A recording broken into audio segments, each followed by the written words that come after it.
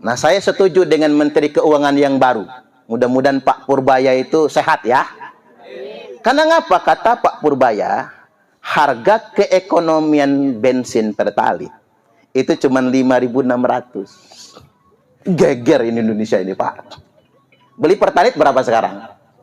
10.000. Teko rakyat kan?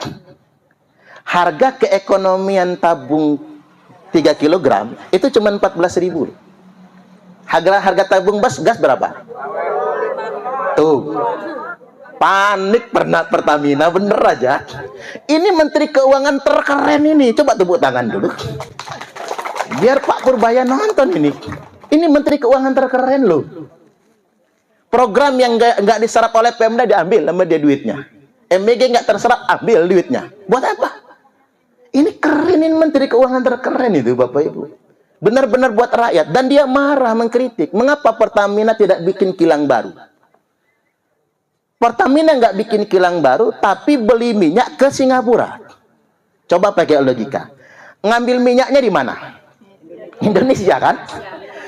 Singapura nggak punya minyak bumi itu nggak punya. Indonesia ngeruk minyaknya, sedot minyaknya, kirim ke Singapura. Diproduksi di Singapura, Singapura jual ke kita. Ini goblok apa goblok kira-kira? Itu Pak Purbaya bongkar loh. Makanya saya setuju banget sama Pak Purbaya itu. Bener aja. Ini mencerahkan ini. Pantesan kita itu mahal. Coba, saya sering ceramah ke Palembang, ke Jambi. Ya Allah, susah bener BBM itu. Apalagi kita pakai solar. Jadi truk-truk itu, USO itu, parkir di SPBU sampai berkilo-kilometer. Saya tanya, Pak Supir, emang ngantri? Boro-boro ngantri, Pak, kata dia, belum ada solarnya itu. Terus adanya kapan? Besok pagi. Nah ini sore. Terus gimana? Nginep kita. Nginep. Akhirnya gara-gara solar susah, Bapak Ibu. Supir itu kehilangan waktu sampai berhari-hari demi sampai ke tujuan. Biaya membengkak menjadi mahal. Sedangkan di bawah bumi tempat dia parkir, kita pijak itu Sumatera Selatan sampai Jambi itu minyak bumi semua. Lah kemana minyak itu? Dikirim ke Singapura. Lalu kita beli lagi dari Singapura. Seandainya negara kita ini mau mengelola sumber daya alam kita, minyak bumi, batu bara, timah, semua tambang itu dikelola secara mandiri, tidak dikorupsi. Jangankan untuk murah Bapak Ibu, pajak pun bisa dihapuskan nantinya. Amin. Ya nunggu saya jadi presiden dong. Presiden Suparman Abdul Karim memutuskan BBM kelola dewe, semua tambang kelola dewe, kan begitu? Luar biasa. Pokoknya saya janji lah Bu Ratna jadi menteri pokoknya. Sama Bu Wiwi jadi menteri, Pak Andrianudin menteri dalam negeri,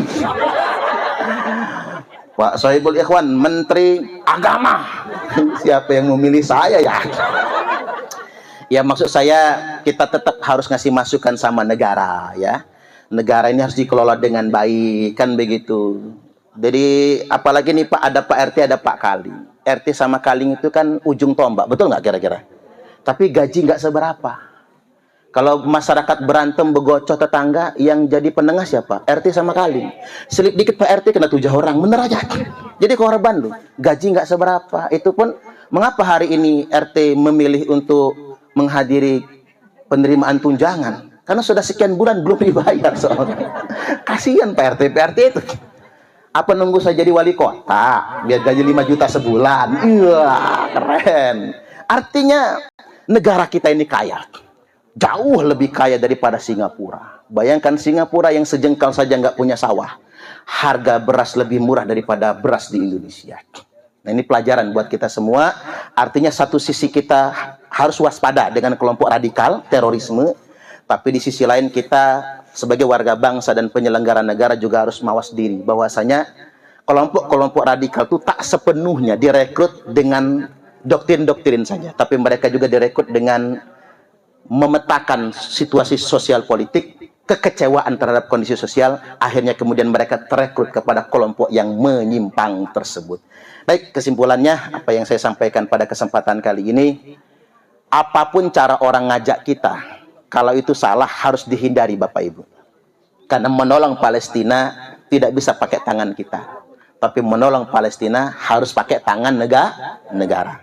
Kita sudah bangga kemarin Pak Presiden Prabowo pidato di PBB yang dengan begitu beraninya. Kita semua mengapresiasi. Dan Indonesia dari dulu sampai sekarang tetap konsisten mendukung kemerdekaan Palestina. Pak Soekarno, Pak Soeharto, Pak B.J. Habibie, Pak Abdurrahman Wahid, Ibu Megawati Soekarno Putri, Pak Susilo Bambang Yudhoyono, Pak Joko Widodo, dan Pak Prabowo Subianto konsisten mendukung kemerdekaan Palestina. Tepuk tangan dulu. Dan terbaru, kader kita yang sangat membanggakan, Pak Pramono Anung, dengan tegas menolak atlet renang asal Israel untuk bertanding di Jakarta. Dari ini tepuk tangan lagi.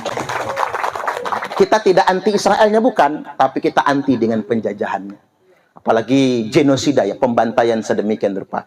Kita tetap berpikir matang, jangan mudah saling menyalahkan satu sama lain. Kita sebagai rakyat, ayo kita bantu pemerintah dalam membangun bangsa dan negara ini, saling mengingatkan satu sama lainnya. Baik, demikian apa yang saya sampaikan. Allahul muwaffiq ila aqwamit thariq. Wassalamualaikum warahmatullahi wabarakatuh. Waalaikumsalam warahmatullahi wabarakatuh.